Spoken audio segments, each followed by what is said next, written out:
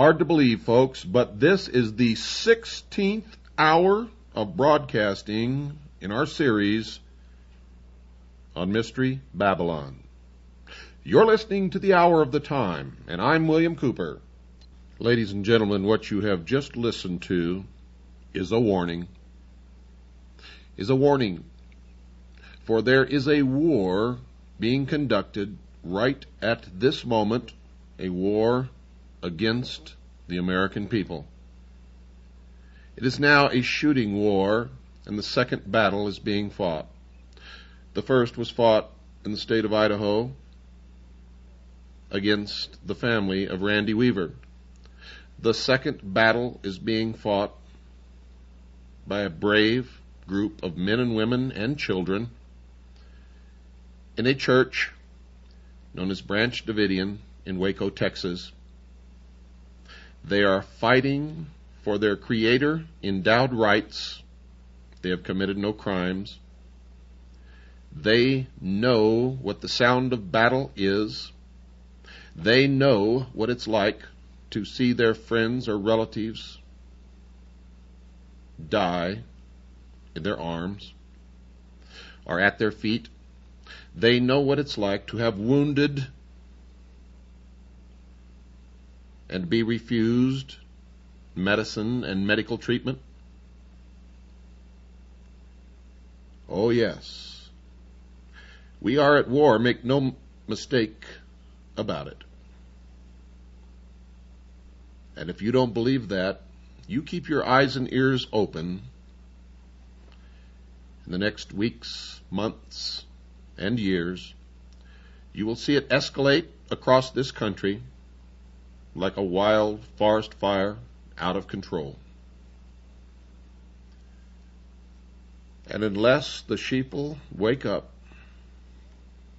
and listen and learn and act, I predict that there will be civil war in the United States of America, because there are many of us who will not ever give up our Creator-endowed rights, our right to keep and bear arms, the Constitution of the United States, and the Bill of Rights, without one hell of a fight. And what you heard at the beginning of this program, folks, for those of you who have never experienced war, was the real sounds of war. What you heard were real bullets being fired, real bombs being dropped, real machine guns killing real people.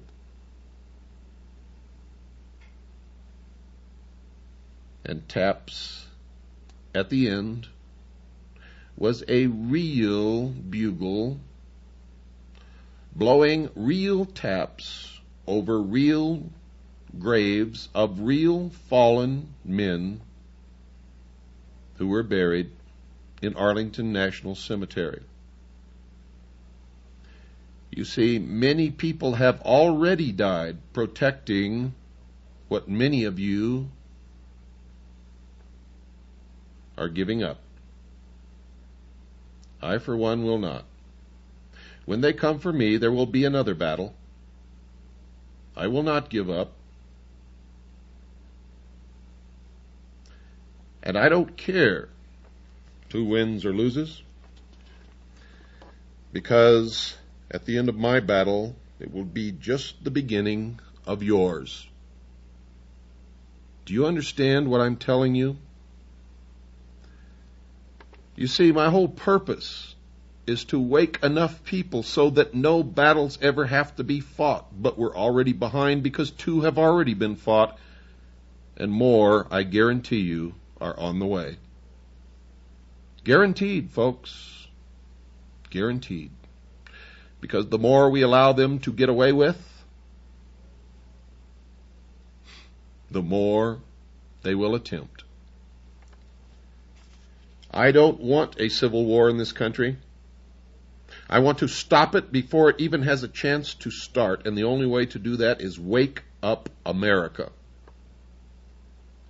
You see, if 200 million people stand up with their right under the second article and amendment to the Constitution, holding a weapon in their hand, and say, enough, we will not put up with this anymore, stop it now, get out of our government, get out of our cities, get out of our military, and stay out, that will be the end of it, and no shot will ever have to be fired.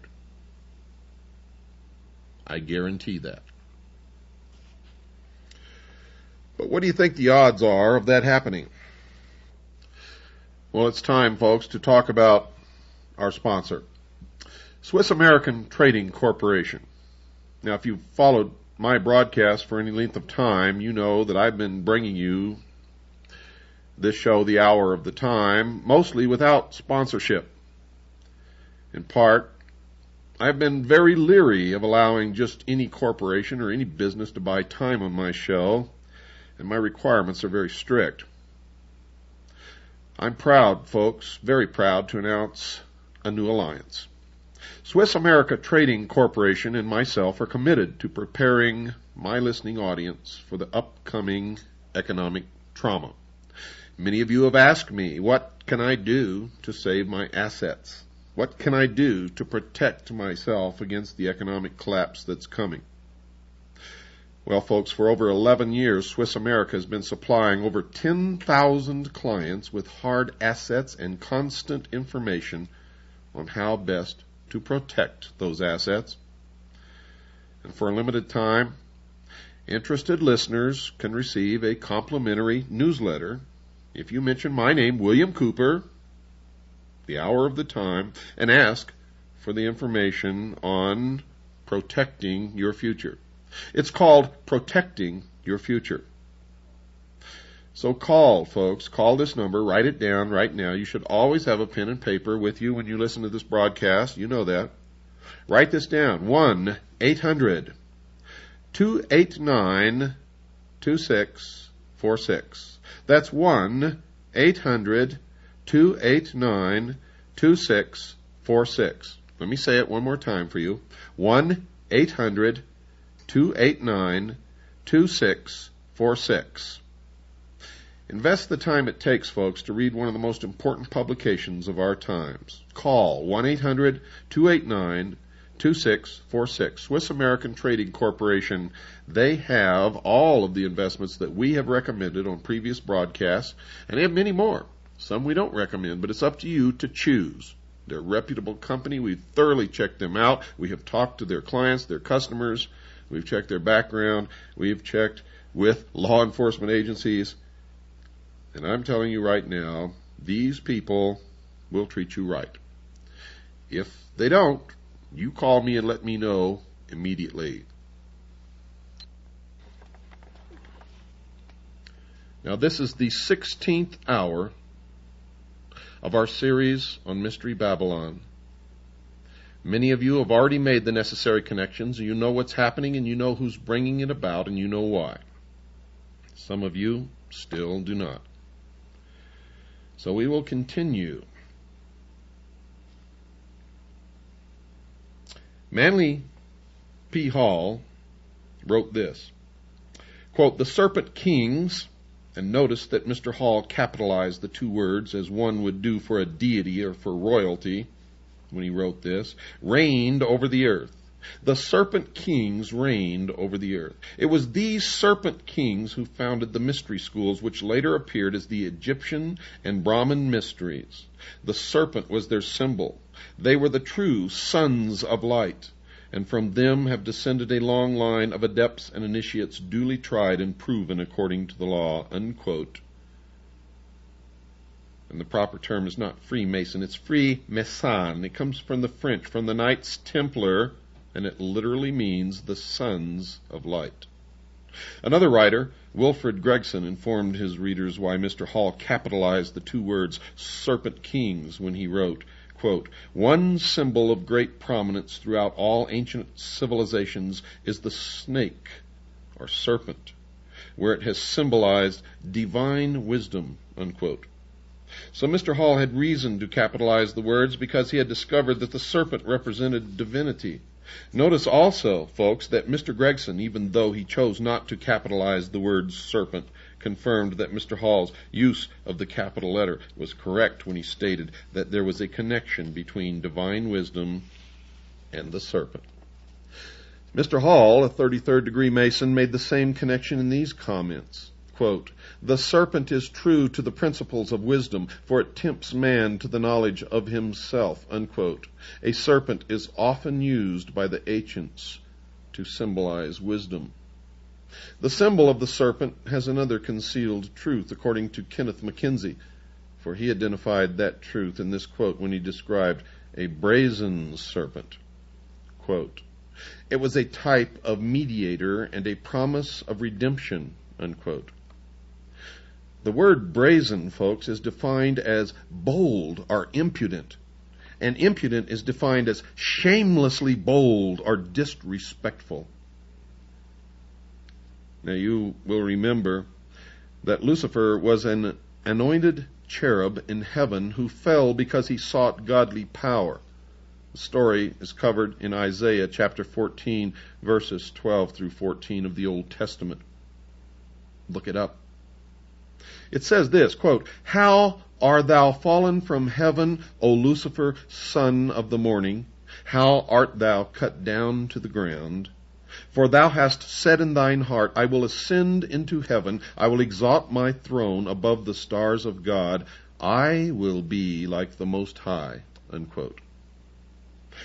Therefore, it can be safely said that Lucifer would be considered to be shamelessly bold and, of course, disrespectful. It appears that the brazen serpent could be Lucifer.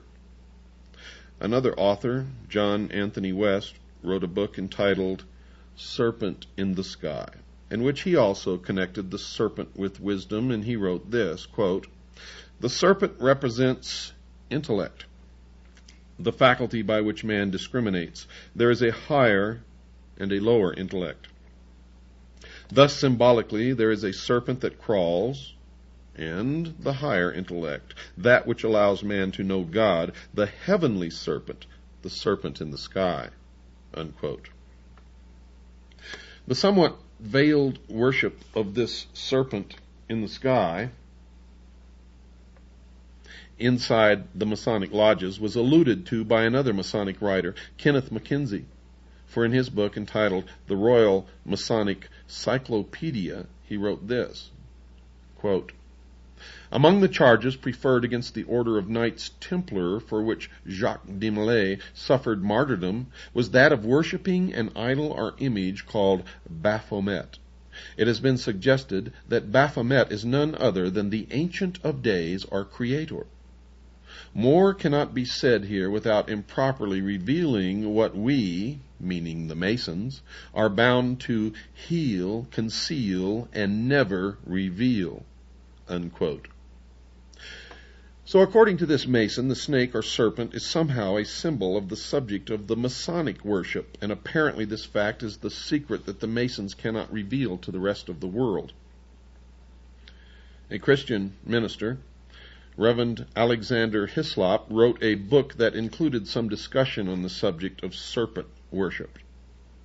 And in that book, entitled Two Babylons, he explained that serpent worship was not something that is recent in time.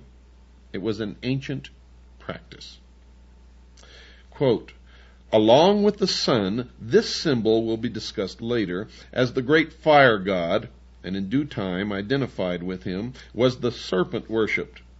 In the mythology of the primitive world, the serpent is universally the symbol of the sun. As the sun was the great enlightener of the physical world, so the serpent was held to have been the great enlightener of the spiritual by giving mankind the knowledge of good and evil." Unquote.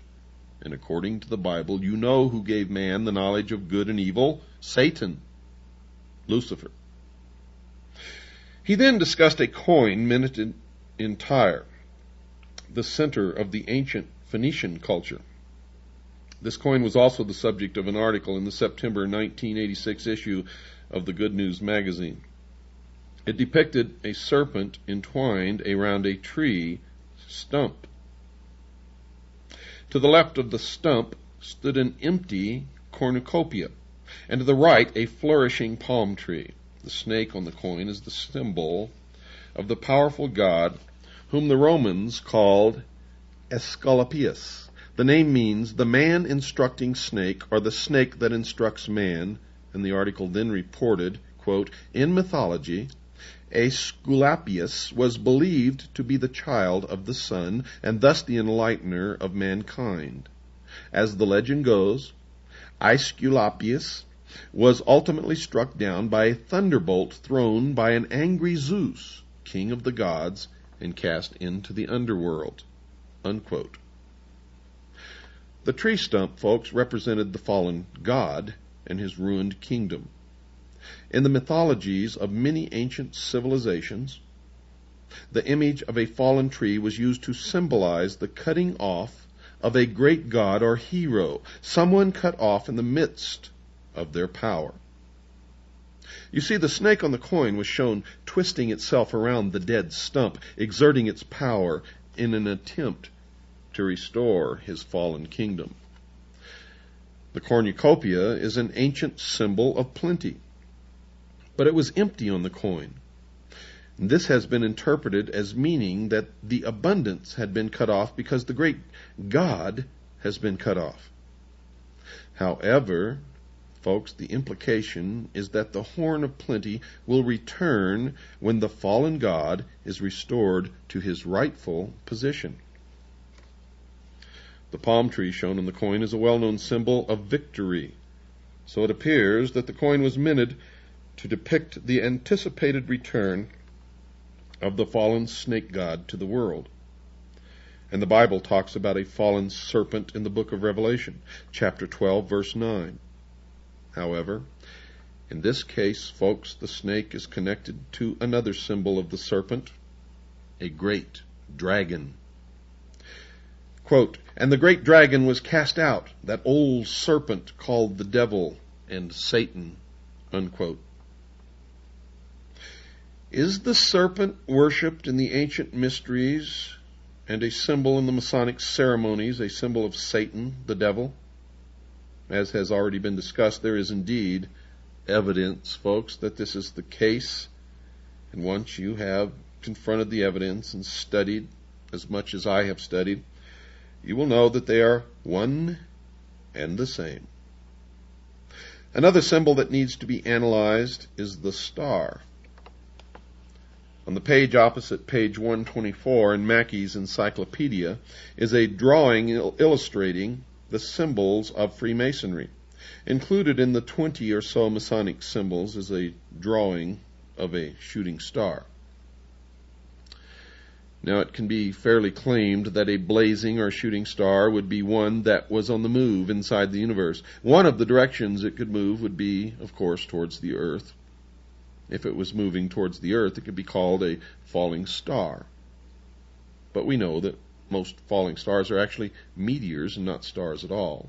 Lucifer, however, is a fallen angel, according to Isaiah, an Old Testament prophet who wrote this in Isaiah chapter 14, verse 12. Quote, how art thou fallen from heaven, O Lucifer? Unquote. Now, folks, notice that Isaiah also said that Lucifer fell from heaven, and other parts of the Bible report that he fell to the earth. So it is conceivable that the symbol of the falling or blazing star could be a symbol of Lucifer. A variety of authors have used their writings to discuss the star as a symbol. Professor Adam Weishaupt, the founder of the Bavarian Illuminati, was one who explained what he considered the star to be a symbol of. Listen closely. Quote, the flaming star is the torch of reason, unquote. Mr. Mackey wrote that the star, quote, was a symbol of God, unquote. He then connected the blazing star to another symbol when he wrote, quote, the blazing star refers us to the sun, unquote. And then he connected it with the secret initiation ceremonies inside the Masonic Lodge.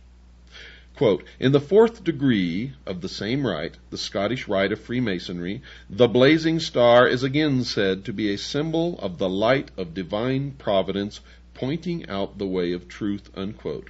And Mr. Hutchins, the Masonic writer who has authored the recent book on Masonry, further interpreted the symbol of the star thusly, quote, "The star as a type of the myriad suns that light other countless systems of worlds is an emblem of that Masonic light in search of which every Mason travels, the correct knowledge of the deity and of his laws that control the universe," unquote. Now, closely allied with the symbol of the star is the symbol of the sun. Albert Pike identified it with the worship of the past in this collection of quotes from his writings. And pay close attention. Quote, "The worship of the sun became the basis of all the religions of antiquity," unquote. Quote, "Thousands of years ago, men worshipped the sun. Originally, they looked beyond the orb to the invisible God. They personified him as Brahma, Amun, Osiris, Baal, Adonis, Malkarth, Mithras, and Apollo. Krishna is the Hindu sun god," unquote. Quote, "The Gauls worshipped the sun under the name of Belin or Belinus," unquote. Quote, "The sun is the ancient symbol of the life-giving and generative power of the deity. The sun was his manifestation and visible image," unquote. Quote, "The sun is the hieroglyphical sign of truth because it is the source of light," unquote. So Mr. Pike identified the sun as a symbol of a deity that should be worshipped. He chose to capitalize the first letter in the word, the S, as one would in recognizing the name of a deity. And if you've been listening to this series, you already know that, of course, it was. Albert Mackey repeated Mr. Pike's contentions with comments like these about sun worship.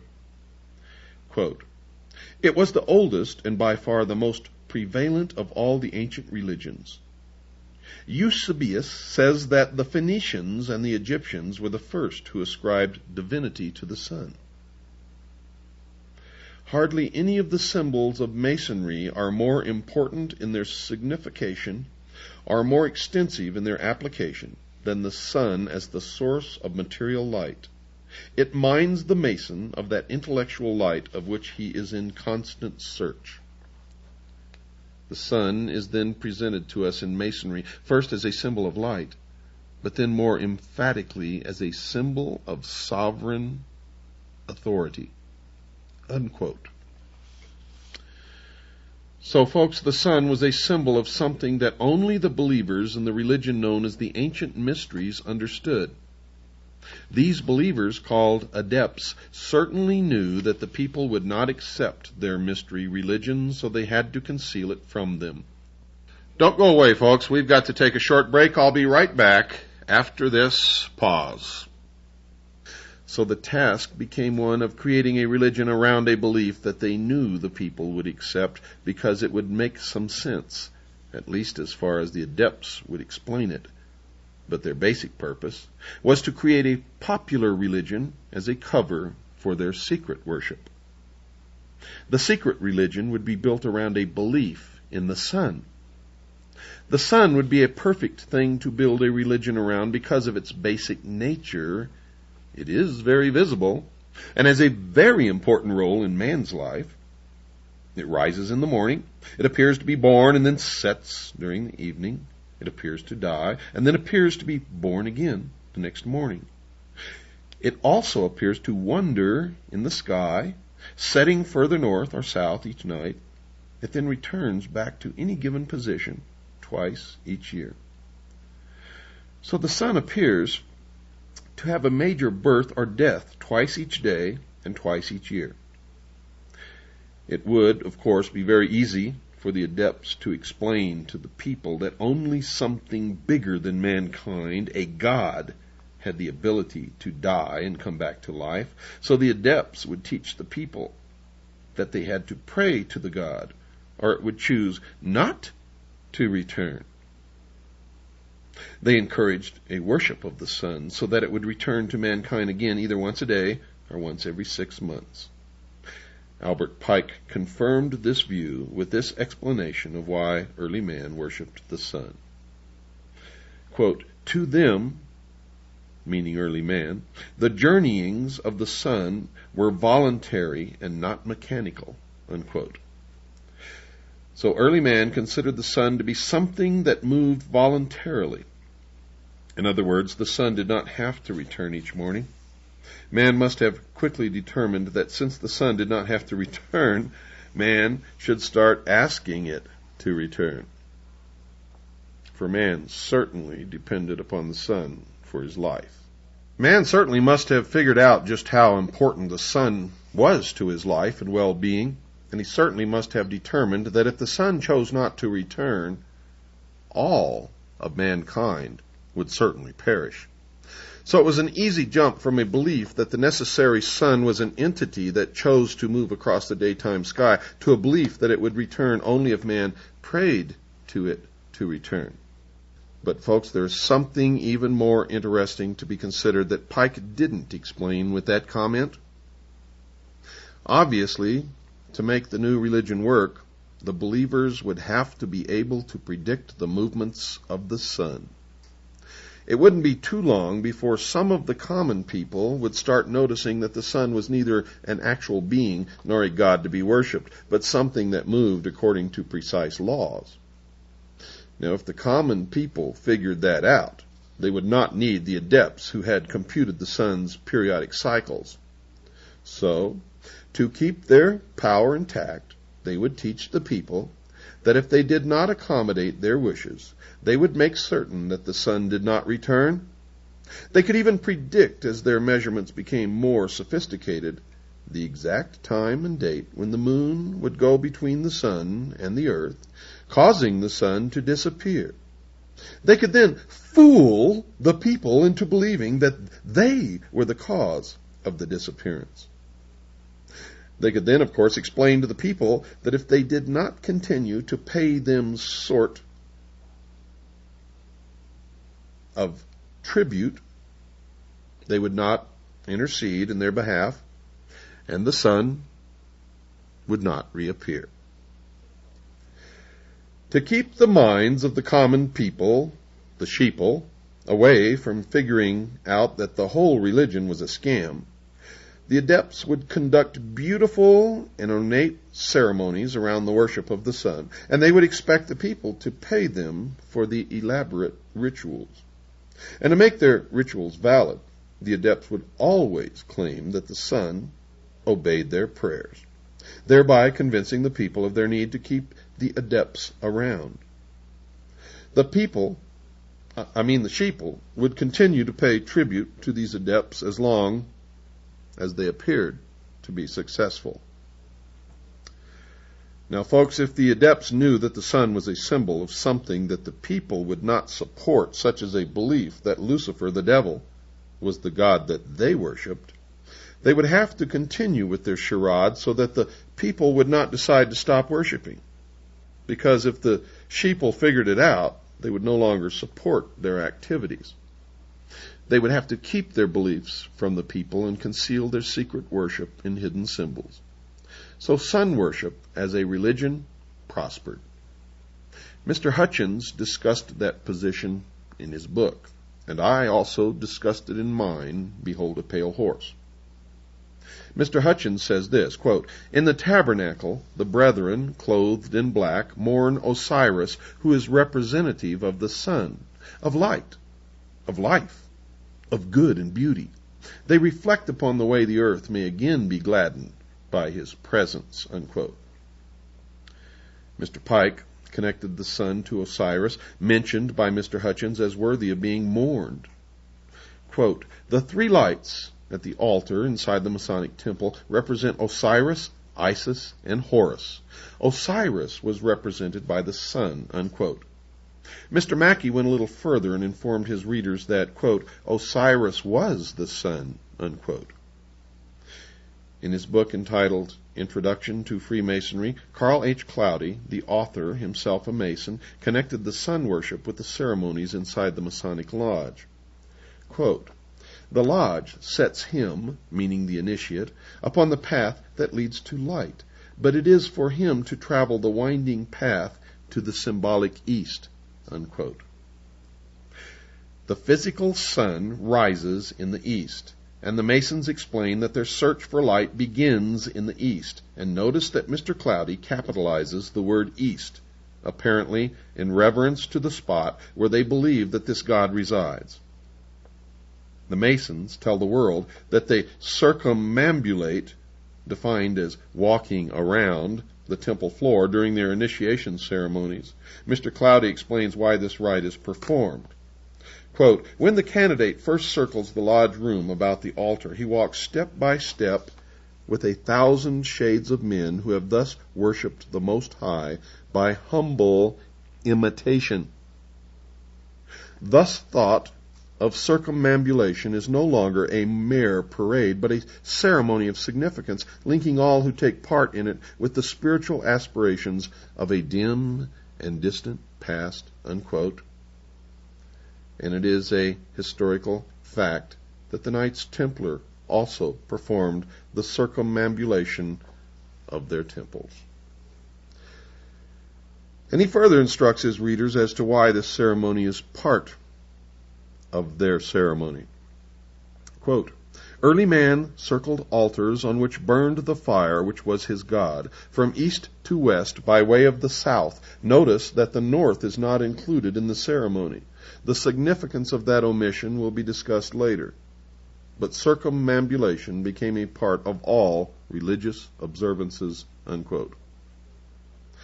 In another part of his book, entitled Introduction to Freemasonry, Mr. Cloudy reported that this style of walking was traceable to the ancient religions of the past.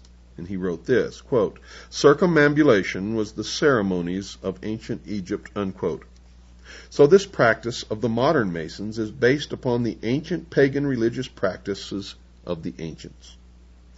So the Masons are telling us that early man walked around in a circle because he was worshiping the sun. Then they tell us that they are doing it for the same reason. There are reasons that the north as a location to be visited in their walk around the temple floor is not included in their initiation rites, and 6 of the great Masonic writers have told us why this is so. Captain William Morgan offered his readers this explanation with this comment from his book, the writing of which he was murdered for. Quote, we therefore Masonically term the north a place of darkness, unquote. Mr. Mackey confirmed that statement in his book. Quote, the north is Masonically called a place of darkness. And Mr. Pike confirmed the comments made by the other 2 Masons with this declaration. Quote, to all Masons, the north has immediately been the place of darkness, and of the great lights of the lodge, none is in the north, unquote. And Kenneth Mackenzie added his confirming thoughts. Quote, the north was always esteemed a place of darkness, unquote. Mr. Hutchins became the 5th Masonic writer to confirm this detail, as he said this, quote, as in other degrees, the closing ritual provides a summary of the lessons taught in the degree. We hear in the West the eagles gather and the doom of tyranny is near. In the South, truth struggles against error and oppression. In the North, fanaticism and intolerance won. In the East, the people begin to know their rights and to be conscious of their dignity, and that the sun's rays will soon smite the summits of the mountains, unquote. Mr. Hutchins informed his readers that the North was where fanaticism and intolerance resided. What he meant by this and what the symbol of the North represents will be explored later. And the 6th Masonic writer who confirmed that the North was a place of darkness was Carl Cloudy, who wrote in his book entitled Introduction to Freemasonry, quote, the place of darkness, the North, unquote. And the reason the Masons do not include the North in their rites is found in the Bible. In the Bible. The reason the Masons do not include the North in their rites is found in the Bible, in Isaiah chapter 14, verse 13. Quote, I, meaning Lucifer, will exalt my throne above the stars of God. I will sit also upon the mount of the congregation in the sides of the north, unquote. The God of the Bible sits in the north, and Lucifer hopes one day to acquire the throne of God for his throne. But until then, the north is a place of darkness. But while the north is an excluded territory, the east is the place of light and is to be revered. Mr. Hutchins tells his readers why that is so. Quote, the east, the source of light and thus knowledge, unquote. Albert Mackey quotes Etienne Francois Bazat, a French Masonic writer, in his encyclopedia. Quote, the veneration which the Masons have for the East bears a relation to the primitive religion whose first degeneration was sun worship, unquote. Rex Hutchins then tells his readers that the Masons deploy lights around the lodge room during the initiation ceremony for the 25th degree, called the Night of the Sun, and he writes, quote, the ceiling should be decorated to represent the heavens with the moon, the principal planets, and the constellations Taurus and Orion. A single powerful light, a great globe of glass representing the sun, is in the south. In a physical sense, the greater light comes from the sun, and the transparencies provide lesser light. Symbolically, the sun, or great light, is the truth, and the lesser lights are man's symbolic representation of truth, unquote. Mr. Mackey further discusses this rite of circumambulation, as he calls it, in his encyclopedia. He says that the rite, quote, exists in Freemasonry. The people always walked 3 times round the altar while singing a sacred hymn. In making this procession, great care was taken to move in imitation of the course of the sun, unquote. He then assisted the reader with understanding this practice in the Masonic temples. Quote, this rite of circumambulation undoubtedly refers to the doctrine of sun worship, unquote. However, in another of the books that he wrote, Mr. Mackey directly states that the rite is connected to sun worship. This is what he wrote in a book entitled Manual of the Lodge. Quote, the circumambulation among the pagan nations referred to the great doctrines of Sabaism or sun worship, unquote. Sabaism is defined by Mr. Mackey in his encyclopedia as, quote, Sabaism, the worship of the sun, moon, and stars, the host of heaven. It was practiced in Persia, Chaldea, India, and other Oriental countries at an early period in the world's history, unquote. He then added this rather cryptic comment, quote, and although the dogma of sun worship does not, of course, exist in Freemasonry, we find an allusion to it in the rite of circumambulation, which it preserves, unquote. Now one can understand what Mr. Mackey meant by that comment. The Masons do not worship the sun. They worship the sun, with a capital S. So he was telling the truth, but concealing it in a symbolic language, for he wrote sun with a small s. You have to understand the symbology of the mystery schools, or you will never understand anything, dear listeners. Mr. Hutchins then volunteered the information that in the 12th of the 32 degrees, the rite of circumambulation is preserved, and he writes, quote, in all the Scottish rite degrees thus far, the candidate has made 21 prescribed circuits around the altar. This degree adds 7 for a total of 28.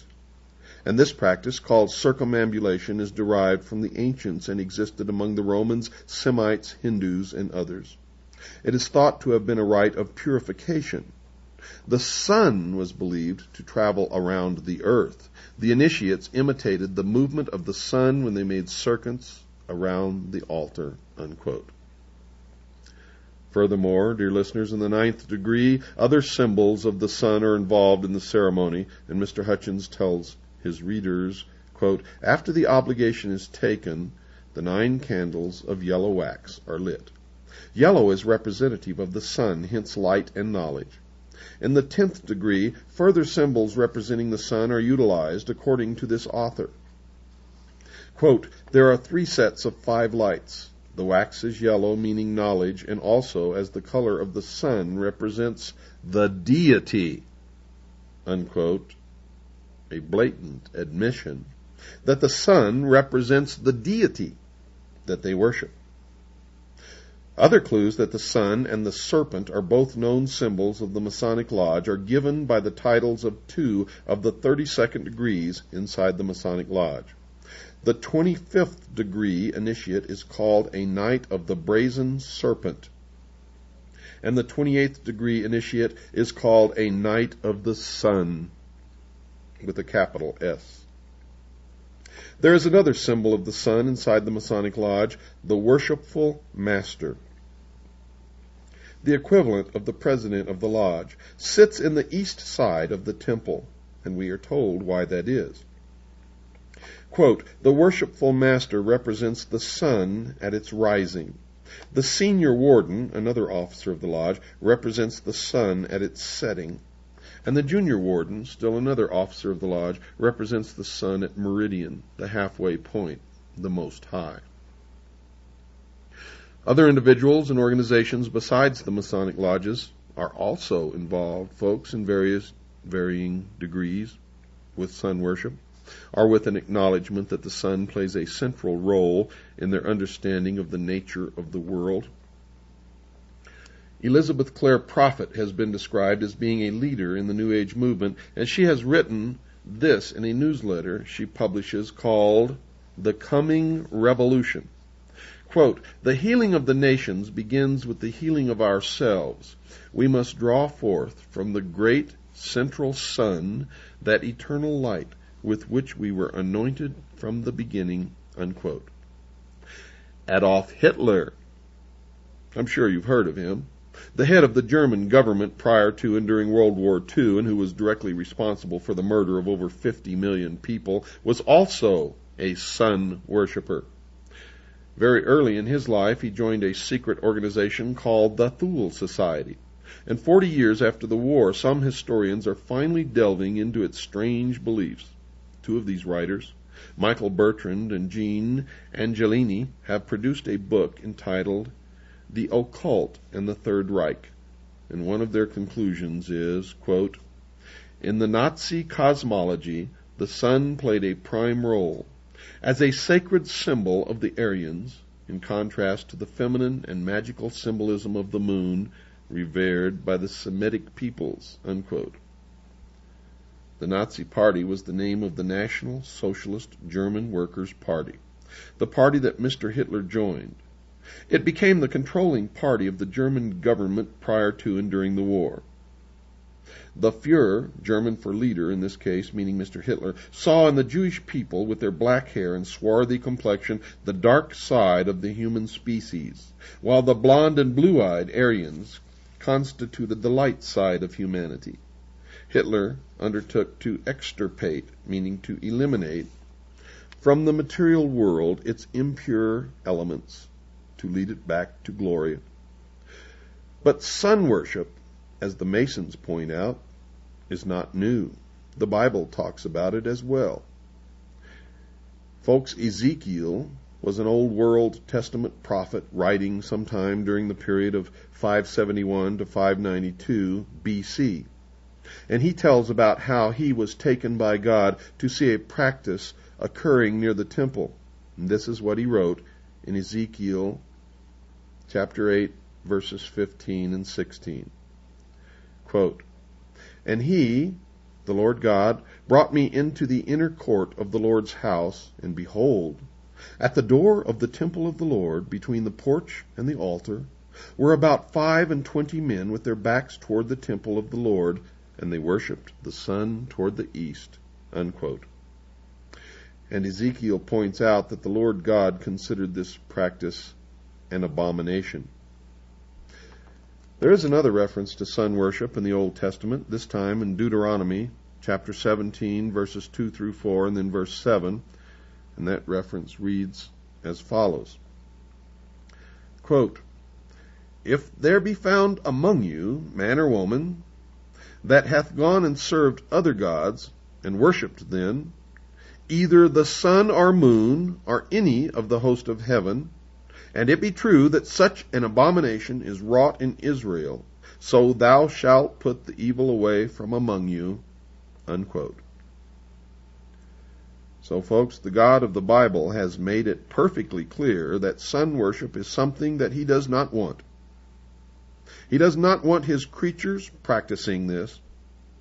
The Bible even went so far as to say in both instances that he considered the practice to be an abomination or an evil. But to show just how far this practice has invaded the Christian community, the following prayer was offered up at a recent funeral in a local Christian church. Quote, "Now you will feel no rain, for your mother, the earth, will fold her arms around you. Now you will feel no cold, for your father, the sun, will always warm you." Unquote. Sun worship continues because some Christian churches pray to the sun god in their church services and don't understand who they are praying to. Simply stated, dear listeners, the sun god that they were praying to is Lucifer. Lucifer, also known as Satan or the devil. Wakes you up, doesn't it? See, all the time you thought religion was something stupid, didn't have anything to do with overall world events, but you're wrong. It has everything to do with everything. Whether you believe it or not, whether I believe it or not, doesn't make any difference. If the people who have the power and are in control believe it, it will affect us all. Understand that, because that's true. It's time, folks, to talk once again about Swiss America Trading Corporation. It is the only corporation that I recommend where you can place your assets and get real worth back in return that will help you through what's coming in the economic collapse that is just on the horizon. Good night, and God bless each and every one of you.